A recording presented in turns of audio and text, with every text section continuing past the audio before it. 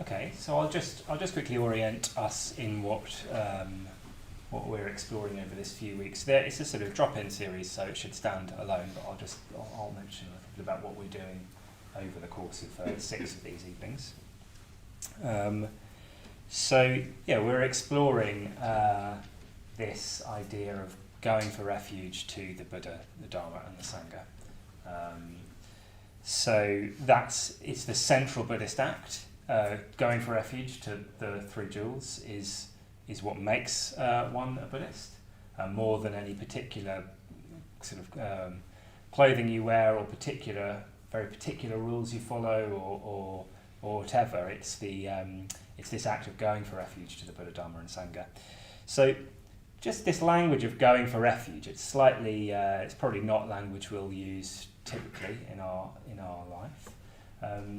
But it's this idea that there's what we're looking for in life is a refuge, is a place of safety, a place of security, warmth. Like we're out on a dark night and it's raining, and you find the sort of you arrive at your cottage with the log fire burning kind of thing. It's that sort of the sense that we're seeking refuge, shelter, and I think that's a very true observation. It's as though we're met with a barrage of suffering, our own suffering and other people's. Life can be extremely complex. It's full of uncertainty. Even when we think things are certain, we can be horribly surprised when they are not. For instance, 6 years ago, none of us were expecting a pandemic. That happened, didn't it? And suddenly life changed completely.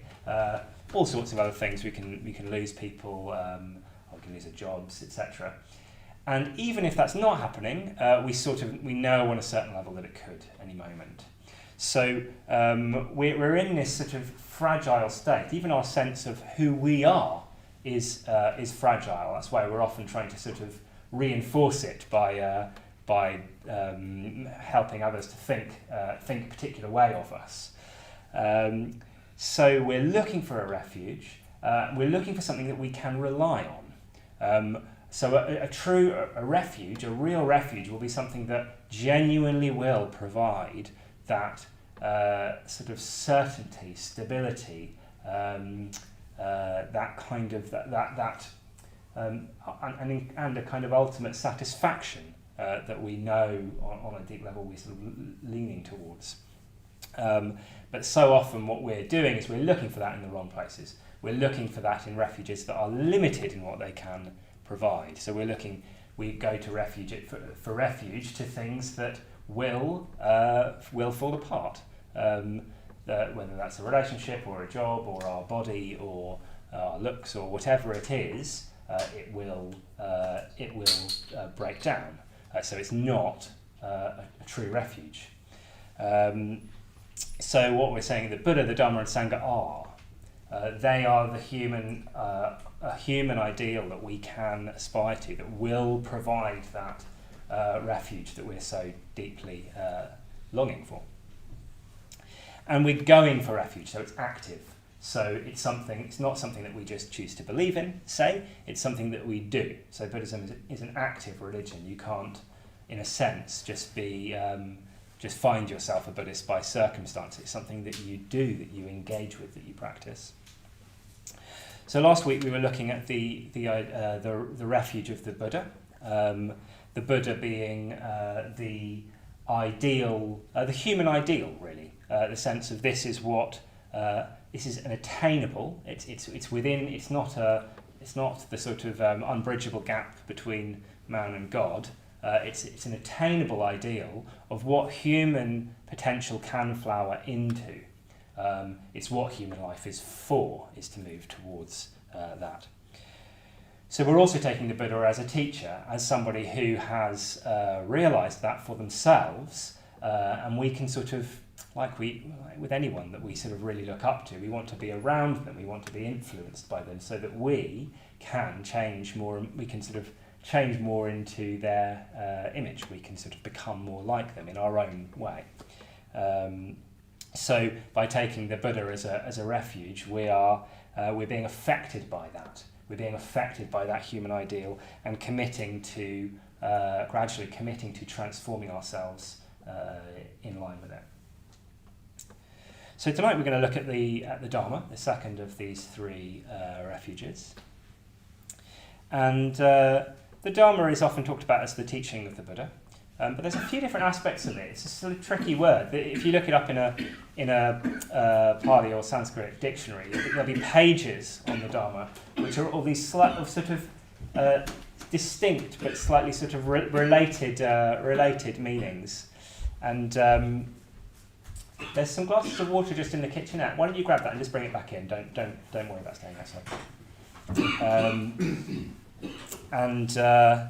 So I'm going to talk about the Dharma in terms of the Dharma being reality itself, so the Dharma being the truth that the Buddha realized, reality itself, and within that, the Dharma as a kind of cosmic law, so patternings that we can see in existence that are fundamental, that we can sort of observe.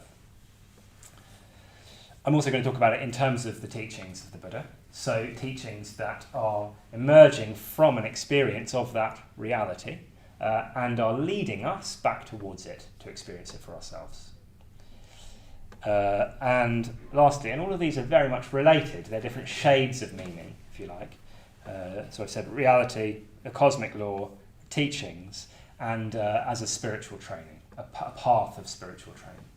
So I'm going to be talking across this evening, and we'll interact a bit over some of it, about the Dharma from those different perspectives. And I'm going to be exploring how we can rely on it, how we can rely on the Dharma, which is another way of talking about going for refuge to the Dharma, in these different ways. Well communicated is the teaching of the richly endowed one. Immediately apparent, perennial, of the nature of a personal invitation, progressive, to be understood individually by the wise.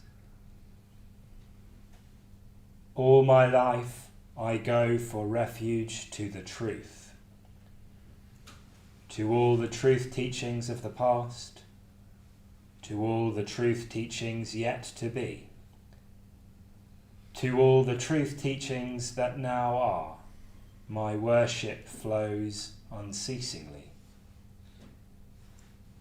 No other refuge than the truth, refuge supreme is there for me.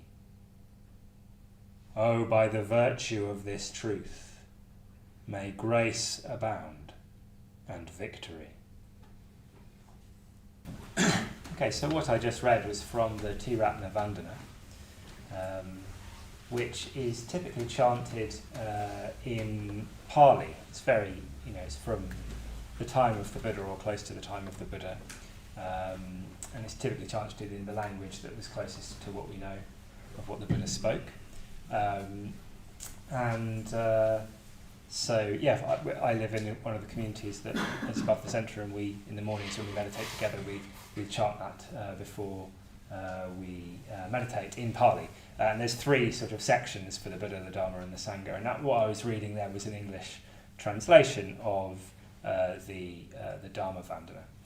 So Vandana is something like worship, basically. It's worshipping the Dharma jewel in this instance. So, I might return to some of the things that it says about the Dharma in what I say, and maybe I'll read it again before the evening's out. So, I'll say before we take some tea, I want to say a little bit about the first of these categories of or sort of aspects of the Dharma and what it is. So I was saying, first of all, the Dharma is reality itself. The Dharma is the truth that the Buddha realized. What we're saying is that the Dharma is the truth. We're not saying that the Dharma is what Buddhism says is the truth. We're saying that the Dharma is the truth with a capital T. And it is something that was realized by the Buddha, but isn't sort of like copyright to Buddhism. It is what is universally true in existence, and the Buddha tells us that he realized it and gives us a path by which we can do the same.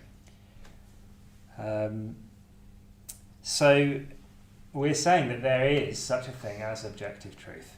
That's important, and what we might, I think, what we sort of encounter in society more and more is a sort of an increasing unconfidence in an objective truth, partly for good reason. Partly because a lot of the time we're told that something is true, that is the truth, this is what is really going on. And often, probably most of the time, we're rightly sceptical of that, that we're sort of being sold something. And if someone says, this is just the truth, then you can't really, it's hard to argue with it. It's not saying, this is what I think, what do you think? It's saying, this is what it is. And often that's nonsense, and it's just a way of shutting down any discussion. So you might be understandably slightly sceptical at being told that this is the truth. But there's also a danger of just relying on truth as something subjective, so that you've got your truth and I've got my truth, and I have my experience and you have your experience, and we're just going to have to kind of basically sort of agree to disagree, or agree to sort of, not necessarily disagree, but agree to kind of leave it at that, that there isn't a sort of potential joining point that transcends that means that we can relate. Which means that basically what we end up falling back on with our sense of what is true is built out of, consciously or unconsciously, our subjective preferences for what we like, what will suit us, what's convenient, and a kind of collation of whatever sort of ideology we've picked up from the world around us, from what we've read, from what people say on the news and in the books we've read and what our friends say, etc. Generally cobbled together quite unconsciously, and we'll be taking that as the truth. So there's a danger that a sort of subjective truth, if you like, will veer towards something self-serving ultimately. But we're saying that this truth is something that is discoverable through experience. So our direct personal experience is important in this. It's the kind of it's the passageway through which we have to travel in order to come into contact with this truth with a capital T. And if we don't have that, if we don't have some contact with, however indirect, some contact with this transcendent truth, this what I've been calling objective truth, then there's no basis for communication. Basically, society just falls apart. And we see that in the kind of polarization that we see in the world and culture wars and so on. It's like we can pick up very quickly just very different worldviews. This is what I believe and see in my experience, that's what I believe, and there's no meeting point. There's no sense of values that transcend that.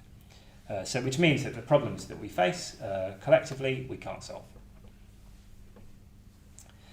So let's get into pairs, and just for a few minutes, let's, maybe not very long, just 3 or 4 minutes. Pairs, maybe threes if you can't find, if there's too many of you. And let's just talk about what do you, when we say the truth, what do you think of? Like, what comes into your mind? That might be a reaction to the idea, it might be particular things we think are true, it might be a kind of flavour or a feeling. What is it that sort of comes to mind when we talk about the truth? Does anyone want to say what they were talking about, or what comes to mind when we think about the truth with a capital T? I'm a bit embarrassed to say it because of the nature of what it is, but a psychedelic experience I've experienced a couple of years back, it was an experience of truth that I was very skeptical, sort of very logic was something that was sort of the forefront of how I saw the world, and that destroyed that completely.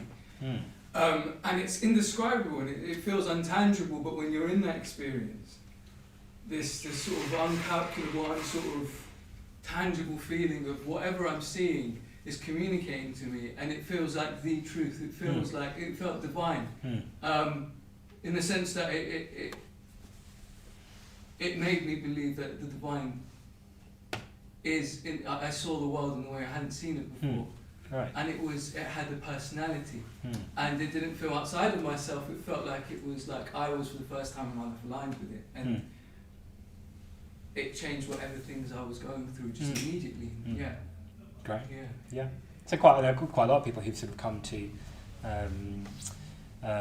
through some psychedelic experience, kind of coming into the Dharma, looking to make sense of what has gone on there, and there are other doorways into similar sort of experiences, I suppose. But you mentioned that there's a quality of like knowing. It's like in that moment, it's like, I know this is true. You can't even necessarily say why, but it's just got that quality. And sort of, it's like logic is sort of, it's gone beyond that somehow. So logic, in the typical way we usually chop words around, so it doesn't mean anything. It's you can't sort of contain it in that sort of way. So there's a couple of familiar aspects. Yeah, great. Someone else. Yeah. When I think of truth, it's like metaphysical ontology. So the nature of reality, stuff like, is it just material stuff following the laws of physics, or something more than that? Mm-hmm. Is there like a god, or I don't know, the Christian kind of god, or some other kind of god, where it's more like the non-dual kind of god, or stuff like that. So it's a question of like what's sort of sitting beneath or above, depending on your metaphor. There is a beneath or above. What is sitting sort of behind our ordinary experience of life and our concerns. And so sometimes people might interpret that as God, or as you say, metaphysics is ways of kind of trying to put words on that. And actually the Buddha was quite sort of didn't really go into metaphysics. He was more interested in getting to the experience itself rather than finding ways of talking about it. Useful though that might be at times. Yeah. Maybe one more.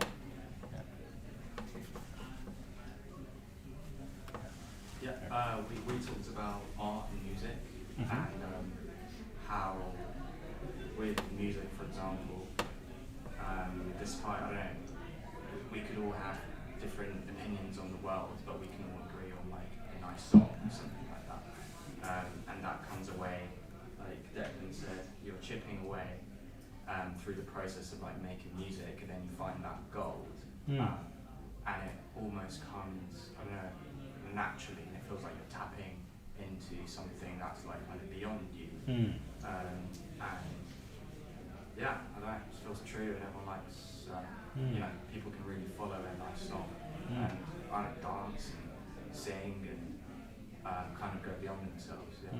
So a creative process, whether you're doing it or sort of meeting it from someone else's creativity, is kind of getting at something more real somehow. It's like and we recognize that when we're making it. It's like, that was a thing, that was a little nugget of gold or something. We sort of know when it's there, and it feels in that moment like it's easy, like it was the easiest thing in the world. And you just think, why can't I do that again? Meditation can be like that sometimes as well. It's like sometimes it just unfolds completely naturally and effortlessly almost. Great. I'm sure there's loads more we could say actually, but as you can hear, we should probably go have some tea next door. So after we come back, I'll say a little bit more about that, and then we'll start to take it into slightly more tangible territory. What's the Dharma? What does the Dharma mean as it sort of more, as we can start to use words to engage with it? With that question I asked you before the break, I had no idea how that was going to go or what people were going to say, and I'm very impressed with the answers. It was very helpful. You sort of said quite a lot of, in a way you said a lot of the things that I was sort of hoping to draw out. So clearly we have a feeling for a truth, and we're on some level we're drawn towards it. In a way, we're talking in the passage that I read from the Tirthanavandana. It talks about our worship flowing unceasingly. All my life, I go for refuge to the truth. We're worshipping the truth. This is a sense that if the truth is something profound and wordless, and that we feel in touch with in our very best moments. And that our life sort of aspires toward. You were talking about sort of artistic experiences. I used to direct plays, and I think part of the reason for that was, moments that I'd had going to the theatre. I love going to the theatre, where it feels like there's something happens, something of a glimpse of that truth, a glimpse of something much higher. And I was sort of arranging my whole life around that,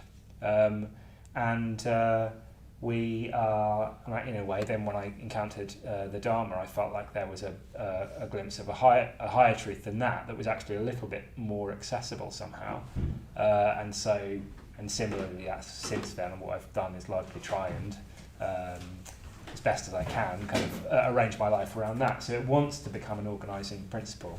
And we want to be able to take that seriously, that truth, and worship it in that sense.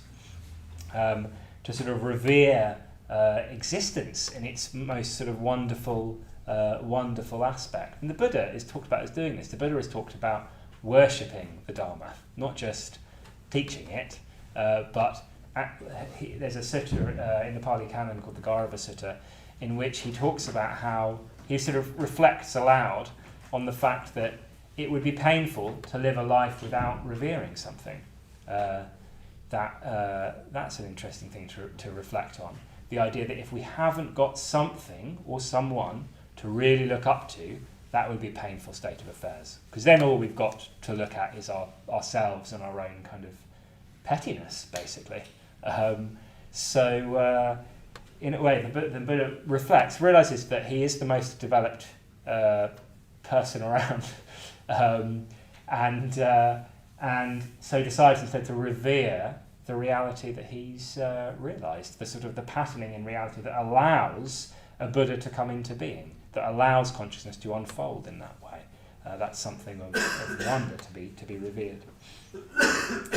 And so we're clearly not trying to just get our head around this as a sort of logical argument. There'll be aspects of that, but it's got to be more than that. If it's going beyond words, it's almost like we're needing to find various different ways to sort of prepare ourselves as a kind of vessel that can receive or can encounter that truth. So gradually we're building a kind of confidence through an intuitive sense of a kind of pull towards this. On some level we're drawn towards something. That intuition can get stronger as we engage with it. Similarly, as we experience it in those moments, small or large sort of moments of contact with that truth, the experience, the kind of knowing experience, we know that was true because we had it. That was an experience that we had. Then that experience also kind of builds a kind of confidence, so that we can gradually start to rely on it, to sort of allow our life to allow ourselves to go for refuge, to really rely upon a truth that is sort of larger than our usual sphere of concern, sort of resting on something more fundamental, something something sort of larger.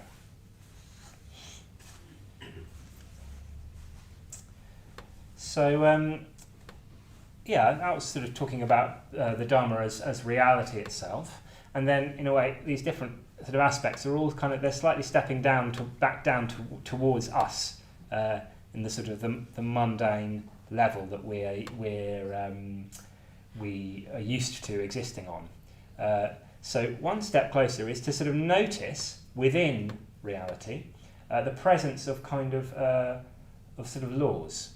In the same, I use the word law in the way that we use the term the law of gravity. So that's something that we can observe. It's something that happens on this planet, and we can observe it and measure it. And I pick something up, I drop it, and it falls to the ground. We also know that will happen on other planets in a different way, according to how big the planet is and so on, and probably something weird happens in black holes. I don't know. I don't even want to go there. But there's a law that's not just restricted to our social sort of setup or whatever. It's something more perennial than that. The word perennial is in here. Sometimes it's talked about as eternal. Basically, there's a sort of eternal cosmic laws. And it's that kind of law that we're trying to get at, not the laws that are more to do with particular conditions or local conditions. So basically, I mean, some of the sort of trappings of Buddhism will date. Some of the language used. I mean, even the languages themselves. No one speaks Pali anymore as a sort of. It's not a living language in that sense. Some of the references, all the references are to do with like ploughshares and oxen and things like very sort of natural sort of arable kind of metaphors and so on, and that doesn't maybe relate to us so much. But underneath that, what those things are trying to communicate is a principle that is eternal. So it's saying that. We might need to look through sometimes some of the kind of the trappings of that, whether in the Buddhist in the Buddhist tradition itself, to something that is perennial.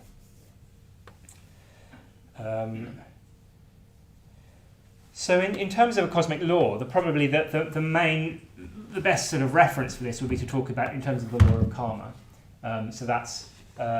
It's something it's very, very fundamental in the Buddhist tradition. It's not the only aspect of this cosmic law, but it's probably the key one for us to understand.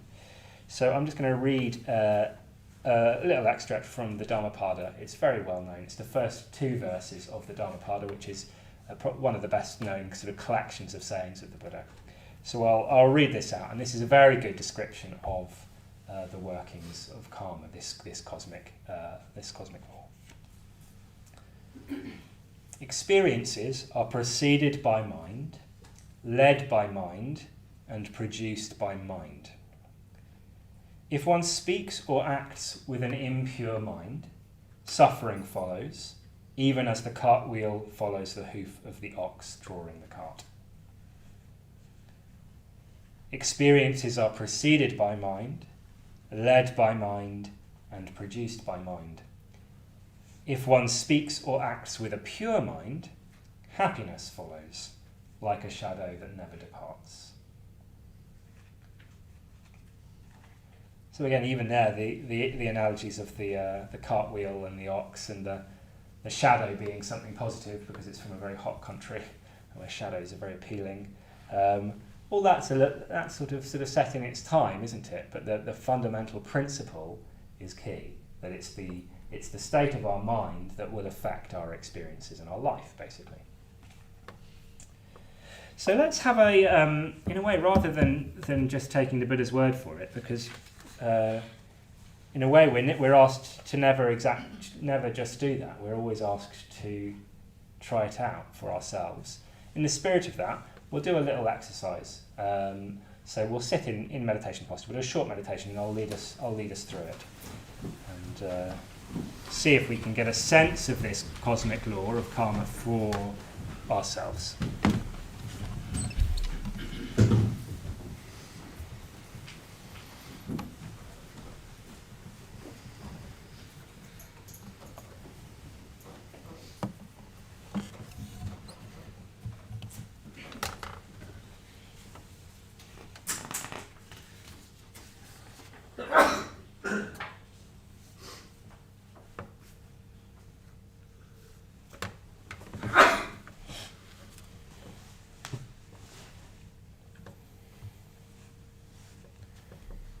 So again, just finding your meditation posture and opening your awareness through the whole body.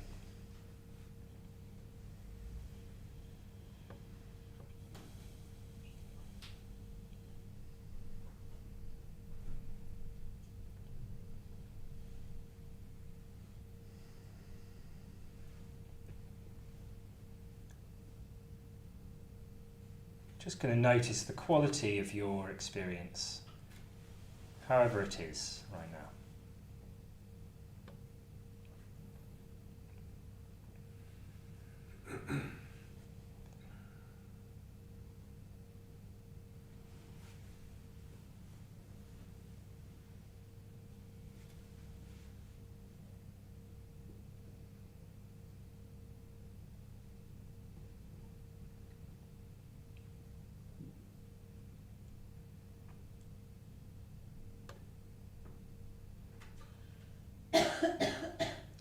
Noticing how it feels in the space of your body.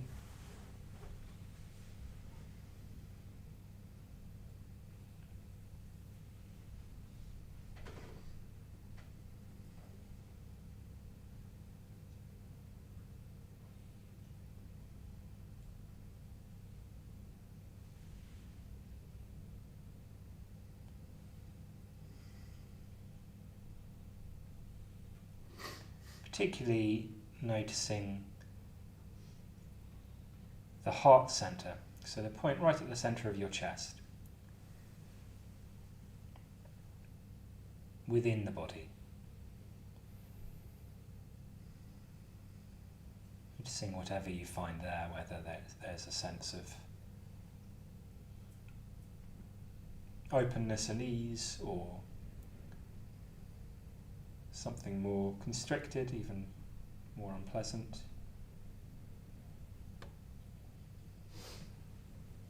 Or even just feeling a little numb. Whatever it is, just resting your awareness there as a focus within the experience of the whole body.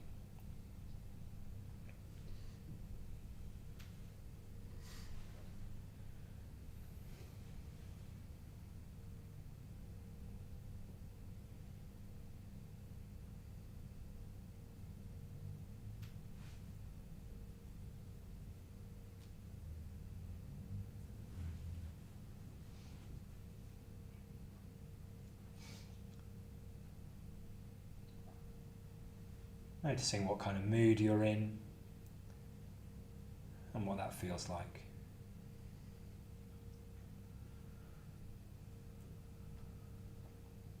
Mentally and physically.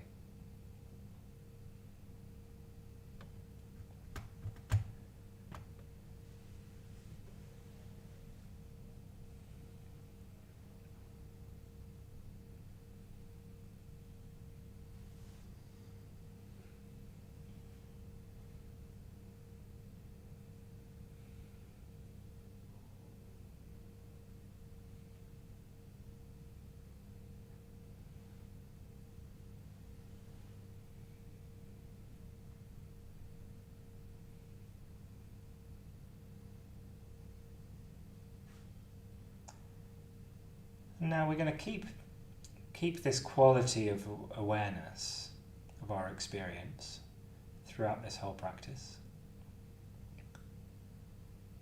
But now I'm going to ask you to bring to mind a moment that you can remember, ideally something fairly recent, a moment where you acted in a way that was selfish or unkind.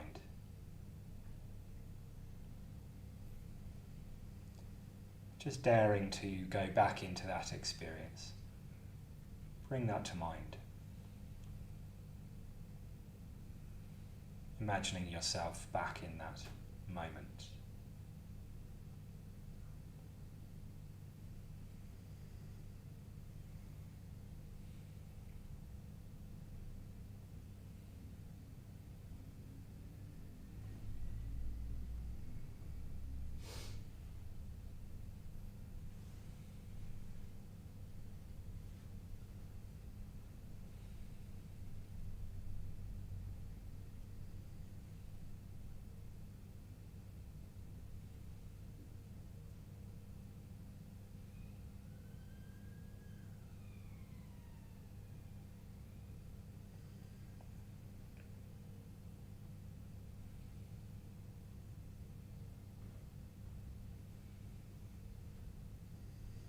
Noticing how that feels in your body.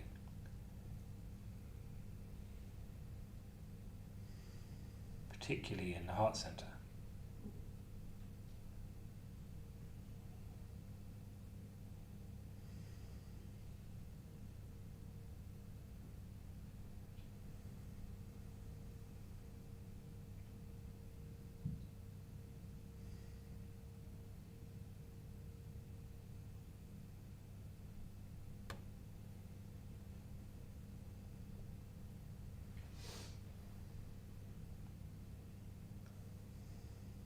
And from within that experience, how you're feeling about yourself, how you're relating to yourself.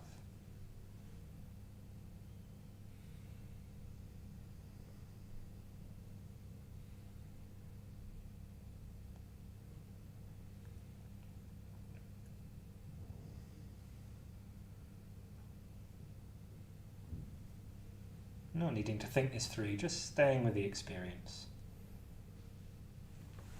And noticing.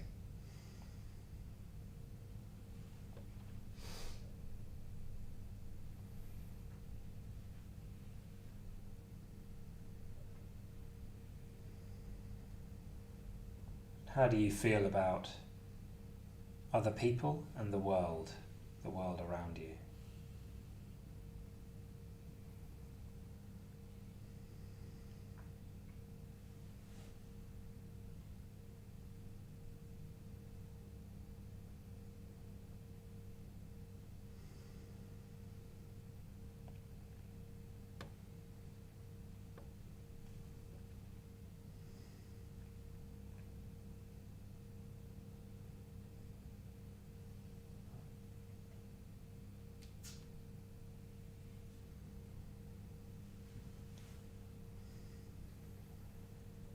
Okay, and letting go of that memory. Just returning to your experience now in this room.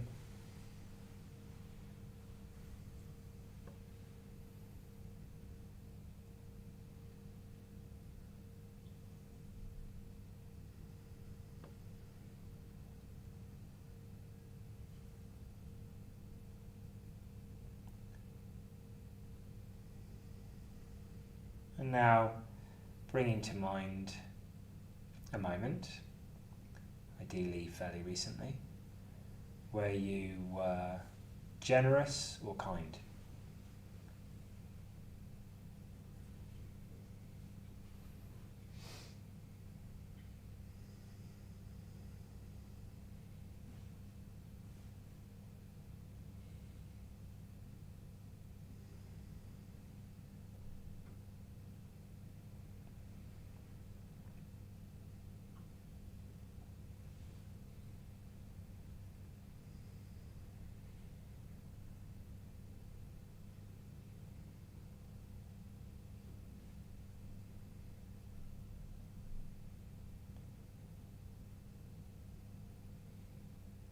Again, noticing the effect in the body.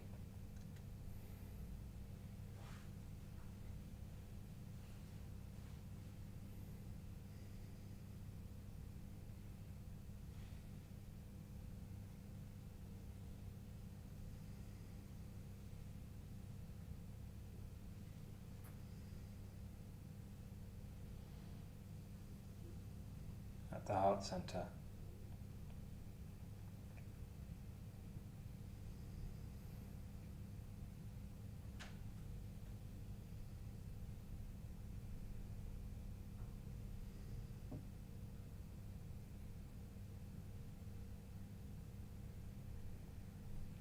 Noticing how you relate to yourself while bringing this moment to mind.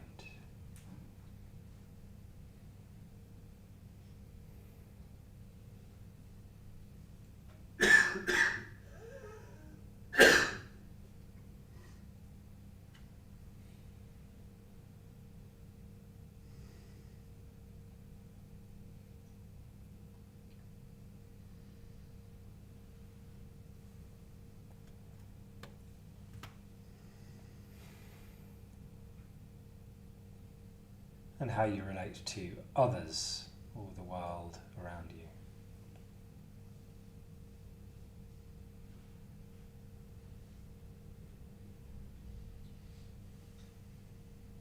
What kind of place does the world feel?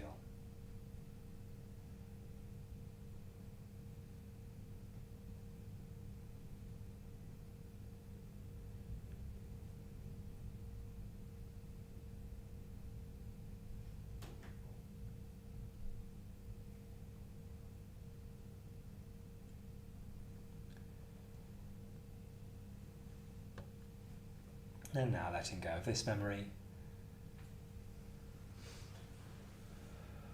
Just staying with a broad awareness of your experience as it is now.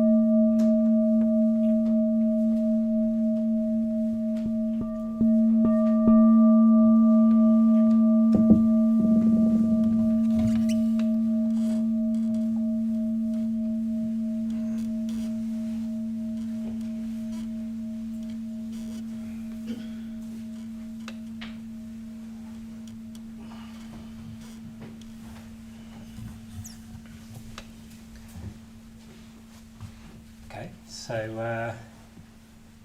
it's a little workshop of that principle. What did you notice, particularly in the first reflection? What did you notice in your experience? A bit of anxiety. Mm-hmm. Kind of world around me becoming a bit hostile. Yeah. A bit guilty. And a bit kind of foolish. Just like kind of negative traits. Mm. See ya. Kind of constricted. Yeah, constricted, right. Yeah. So there's anxiety. The world outside is a sort of hostile and unpleasant place. You feel a bit, you said foolish. And there's a kind of a sort of quality of constriction as well. Yeah. Did you feel, what about in the body? Yeah, a bit of tight chest, but kind of sinking feeling. Yeah, so everything, Yeah. even just in the way you sort of demonstrated that, now it's like the body kind of does that. Yeah. There's a kind of tightening and a closing in. Did anyone else experience any of that, or anything different?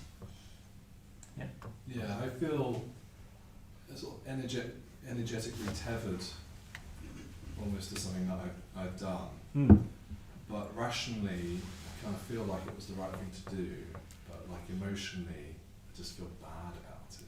Right. And so I'm sort of caught in between those two. You know, it's not as simple as just going and fixing it, because there's a rational side of it, which is like saying it was actually the right thing to do. Right, so there might be a bit of working out to do, because it's possible that we do something that was very much the right thing to do, but it upsets someone, which might sometimes just that might be inevitable or necessary even, and we might then feel guilty about that or whatever. Sometimes we need to separate that out from something more actually kind of adversarial with the world that we've sort of done, that is going to create quite straightforwardly this sense of constriction and hostility and so on. So in a way, partly sort of reflecting in kind of in the way that we did just then, we can start to piece it out. On some level, we'll know whether it's we can just develop a sensitivity to that. Yeah. But so there's this sense of kind of everything kind of closing in. Was that familiar? Nod your heads if that was sort of, yeah. I sort of have a very similar experience. It's like everything sort of shuts down, consciousness constricts, and the body does with it, and that's painful. What about in the second reflection, bringing to mind a time you were generous or kind? What did you notice then? I was expecting to feel like a lot of strength and warmth. I actually just felt very calm and like quite light. Calm and light. Yeah, great. How does that? So light in the body, like a sort of. I guess I was trying to like visualize the heart space, so I was like more focused on. Right. Yeah. But a sort of a brightening. Yeah. Great. What else? I felt an openness, which mirrored the closeness I felt in the first one, but I felt an openness and rather than a separation, a togetherness. Right. Yeah. I felt like the world was also me. Right. Yeah. And other people bringing to sort of. I felt. Yeah. Great. So yeah, that's quite sort of, as you say, a sort of direct opposite to the other. So there seems to be this dynamic that is, and the only thing that's changed there is what we did, is our actions that we're imagining and returning to. The only difference is our actions, and our experience is shaped accordingly. And so we can see this very directly, and we'll know this on some level already. When we act sort of against the world around us and others around us, we feel shut off, we feel closed, our consciousness constricts. When we act out of awareness and sort of fellow feeling with others, our consciousness opens out. Sort of the barriers between us and other people and the world seem to sort of dissolve and things kind of expand. So we're seeing what's happening to consciousness.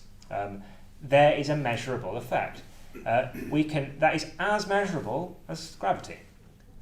It's just operating on a level that the material sciences don't get to touch because it's not material law. It's a moral law, if you like, a sort of it's a law that's to do with what is good and true and beautiful, but we can experience it very, very directly. So that's when we're talking about the law of karma, and so much of the sort of more practical teachings of Buddhism is to do with aligning ourselves with the law of karma. It's something measurable that we're noticing and we're just trying to engage with. Just as we've learned to engage with the law of gravity by not walking off cliff faces and so on, we can start to being able to rely on the Dharma as this sort of patterning in the universe, is to take that seriously and remember and try and live our life according to what works. What works for our own, for the sort of, growth and expansion and satisfaction in our own life and in the lives of others as well. Because of course, when we're acting kindly and generously, that's going to have a positive effect on others and vice versa. So as we can see, I mean, like there's something like there's this another description of the Dharma here is that it's immediately apparent, sanditiko.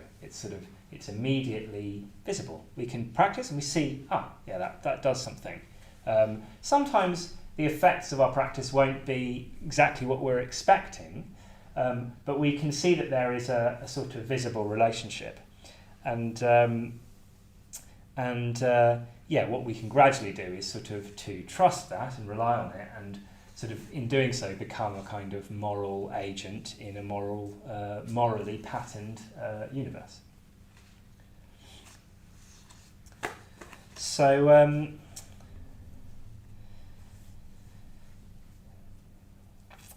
then we get into the sort of the realm of the teachings themselves. So the Dharma in terms of what the Buddha actually taught and communicated.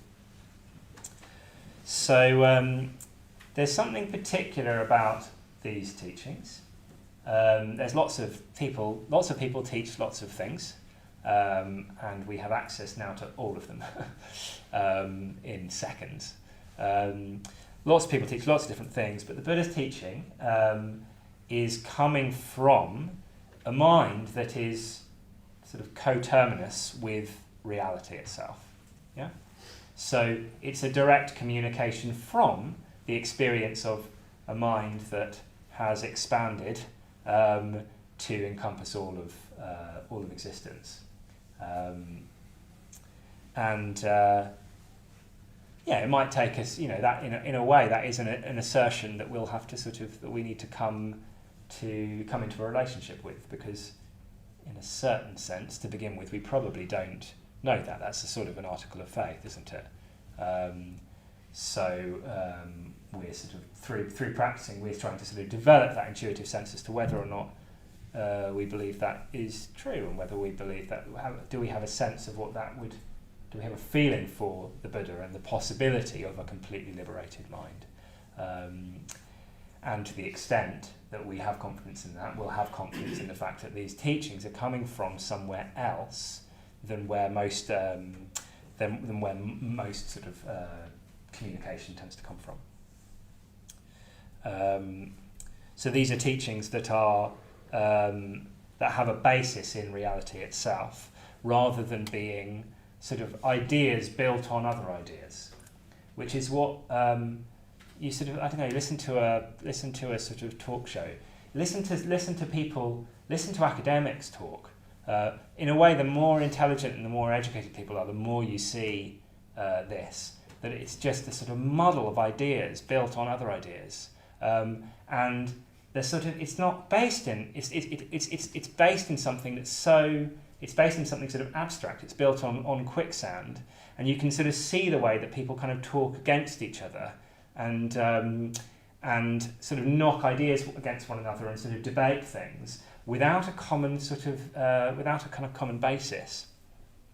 And it's so easy to relate, to sort of come at our spiritual life in this same sort of way, to sort of look for teaching, pick and choose little bits of teachings that sort of appeal to us and kind of curate our own spiritual life. And there's really something to having access to a teaching that we trust, a single thread of teaching that we really trust, and we can sort of gain through intuition and experience, gain a confidence that this is actually true, this is principle that is true, so that we're not sort of basically just building our own edifice of ideas built on other ideas. So my experience of studying the Dharma and learn, like from when I first started coming along here, and eventually I joined a study group that met once a week, and then we'd sort of come and we'd read about the Dharma, about the Buddhist tradition, what it said, and sort of discuss it in relation to our own lives, clarify where we misunderstood something, ask what that would mean for us, find out how other people related to it and where they got it a bit wrong, etc. By engaging with it in that way and coming to know the Dharma as communicated by the Buddha, my experience was that it was sort of building a foundations for thought. It's like, so, on the basis of that, by building those really strong foundations, I found that I was much more able to think clearly about anything. Because in a way, what the Dharma isn't about meditation, or about politics, or about biology, or about human relationships or anything. It's about the whole shebang. It's about what sits underneath all of it. So by building those strong foundations of fundamental principle, we can start to we're on more stable ground. And we can sort of see how those principles play out in all different fields, which means that studying the Dharma is thrilling, because it opens up a sort of clarity and interest in anything, in life itself, because we've got something to stand on. So as we increasingly rely upon the teachings of the Dharma, we're sort of coming to rely upon a worldview that is transcendental, that comes from the transcendental, rather than a worldview that is cobbled together from what we hear and read and are told by people.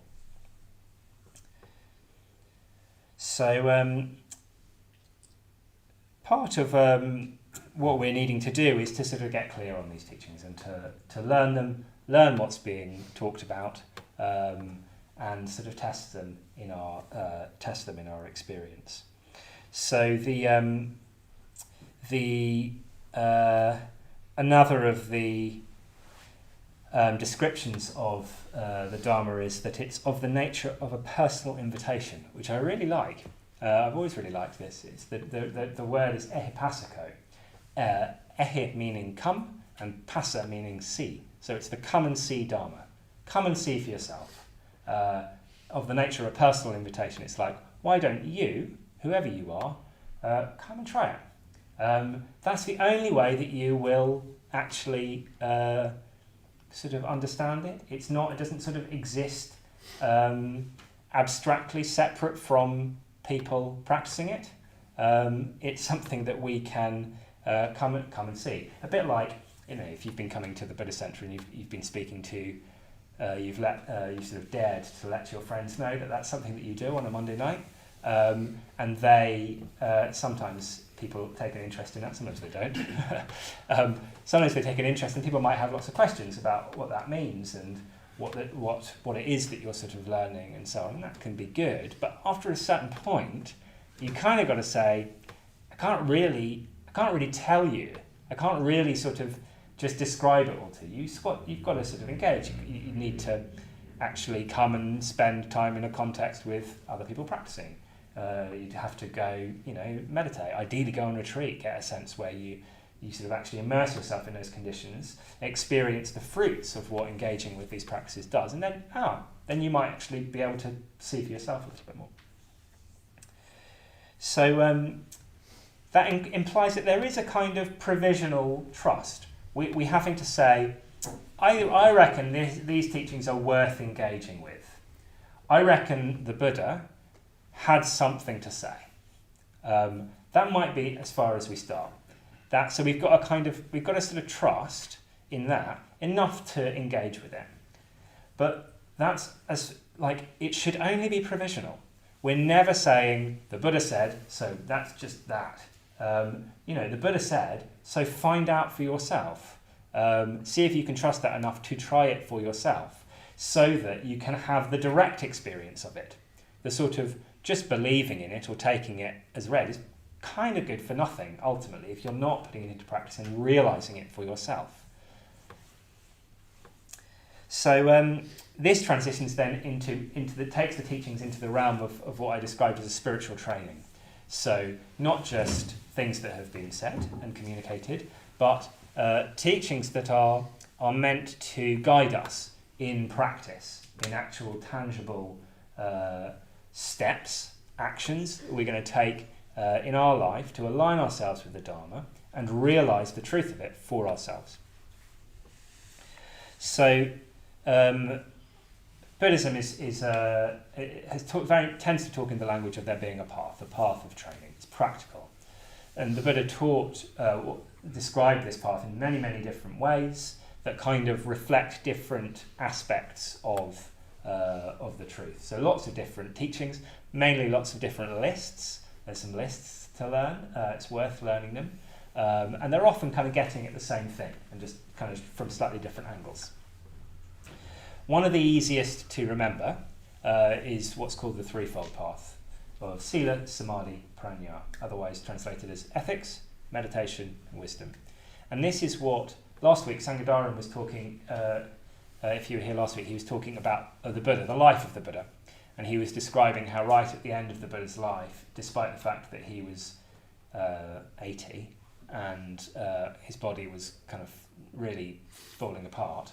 My dad's 82 now. He's just started walking with a stick, and you can sort of see it happening. It's like the body is just stopping. It just doesn't work the way it used to. I can't imagine my dad walking across across northern India on the dirt tracks. But that's what we were told that the Buddha did, despite physical pain, despite he knowing that he didn't have much long left. He walked around all the areas where he taught, and he was just communicating the Dharma as clearly as he could. And the main thing that he taught was the threefold path. Very, very simple and distilled. So we practice ethics. We basically align ourselves with the law of karma, as we were just exploring.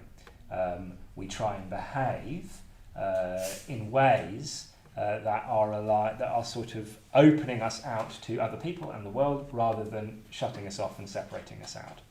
Whether that's through speaking truthfully, whether that's through cultivating awareness, whether that's through acting generously, trying to live simply, a sort of simple, contented life, etc. Whatever that is, we're trying to do that, and that will encompass everything that we do. Everything that we do with our body and physical action, with our speech, and with the workings of our mind. What's sort of going on in secret up there? It's all relevant, and we're trying to work on all of that. As we do that, our minds, as we discovered a little bit in that practice, start to open up. As they start to open up, that can deepen, that can go further, and that's where meditation comes in. And this is meditation in the sort of more elevated sense of sort of states of absorption, deepening states of absorption that can take us to states of, even all the way to states of extreme bliss and joy and pleasure and physical pleasure and serenity and whatever it is, the sort of the deep potential of the mind for those qualities that we so want and have a feel sort of for. We can allow that to kind of sort of bubble up in our experience, and the nature of the mind to sort of start to become more pliable. And on the basis of that, a more pliable, a more open mind, we can start to see things more as they really are. Whether that is spontaneously or particularly through reflecting on the kind of truth that the Buddha is talking about. For instance, pointing out the fact that everything is changing all the time. Really recollecting that. And that might be through a meditation exercise, or it might just be through the fact that we've been cultivating this more open state of mind, and then when someone close to us dies, we can respond to that, relate to that in a way that isn't crushing us and closing us down, but that with a state of, with a deep kind of poignancy, it's opening us up to something more true about life, say. So the truths of life can kind of sink in and change us, and the sort of the more shallow motivations for what's sort of moving us around in the world can start to fall apart and be replaced by a life that we really want to live. Basically, a life that is more in line with reality.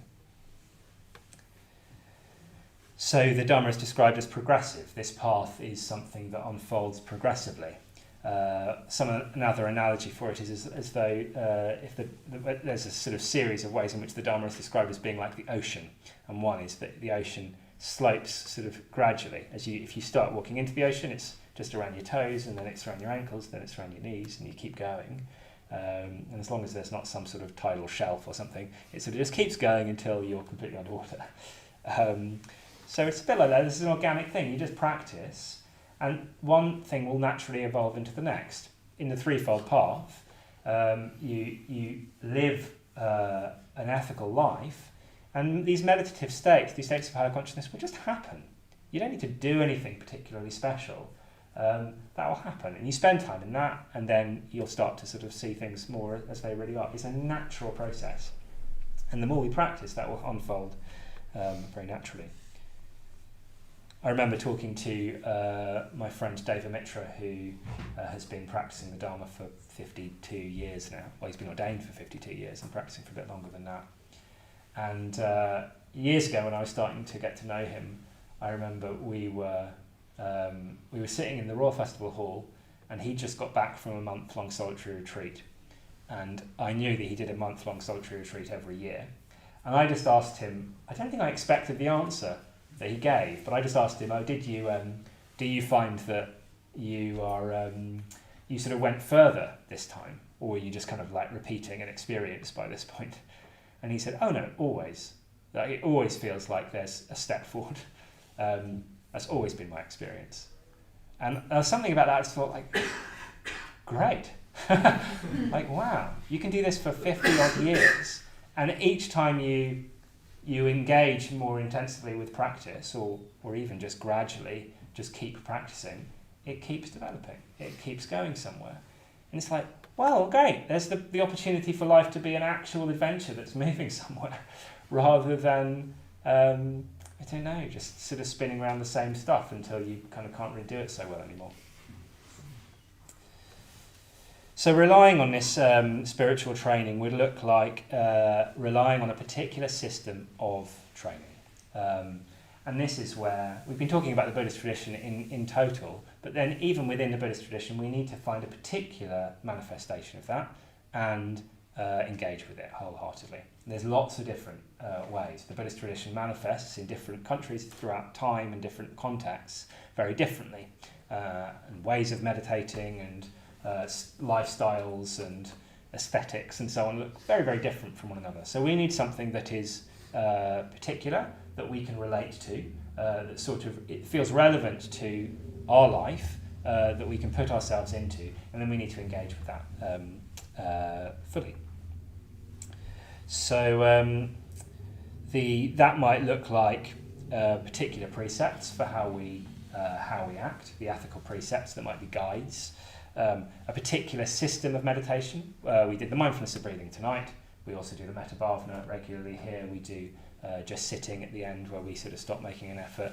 There's at least part of a system of meditation that we can engage with, rather than continually doing different guided meditations, saying different things, etc. Can we just keep doing the practices?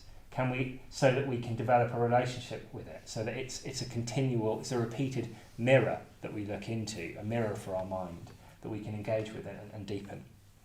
I was speaking to someone recently who's been meditating for decades and decades, and he was saying he thought you probably could only really get into about 4 or 5 meditation practices in your life. It's like, and he meditates a lot, so that's like taking the mindfulness of breathing and the metta bhavana really seriously. It's like you could be doing this for the rest of your life, and it will go somewhere.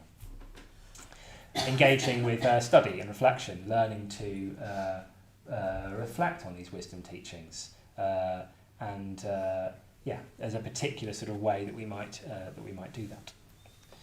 But also this kind of this system of practice might sort of be broader than that in the way that we practice here at the London Buddhist Centre and in the Triratna Buddhist community. That will include friendship, an emphasis on friendship and community, developing deep friendship that we might deeper perhaps than we're used to. It will bring into the mix what we do for our work, so that we can bring our energies on board and use our energies in a creative and constructive way. It will have us relating in some way to the arts and a more kind of refined, emotionally uplifting sort of expressions that we can kind of come into. We can enjoy. So what this is all getting at is the fact that it's our actions that count. It's what we do with this stuff that matters. That's the only way that we're going to experience it directly. And if we're not experiencing it directly, it's just another idea. You could just listen to it. It could be like all those other podcasts you've listened to that sort of tell you something interesting and you think, oh, fantastic, and then forget about. If it's not to be on that level, it's something that we need to put directly into practice, and that means that we'll need to find a particular system. And that doesn't have to be this one, the one that we're communicating here at the London Buddhist Centre. You might want to try some others. If you're responding to that and have a sense of wanting to follow up on what we've been talking about, you might want to try some others. And you might want to do that for a little while, but don't do it for too long. Do it for just enough time to be confident that this is the one that you most resonate with, and then just put yourself behind it. Because it will take a lifetime for it to unfold. We can experience the benefits immediately, but we can also get a sense that this will occupy me for the rest of this life and potentially others. So see if you can find that and sort of put yourself in the hands of a system rather than building your own hodgepodge that kind of is built in the shape of you as you currently are, see if you can open yourself up to a system and you can that you can align yourself with something that's sort of truer and more reliable than your current way of understanding the world.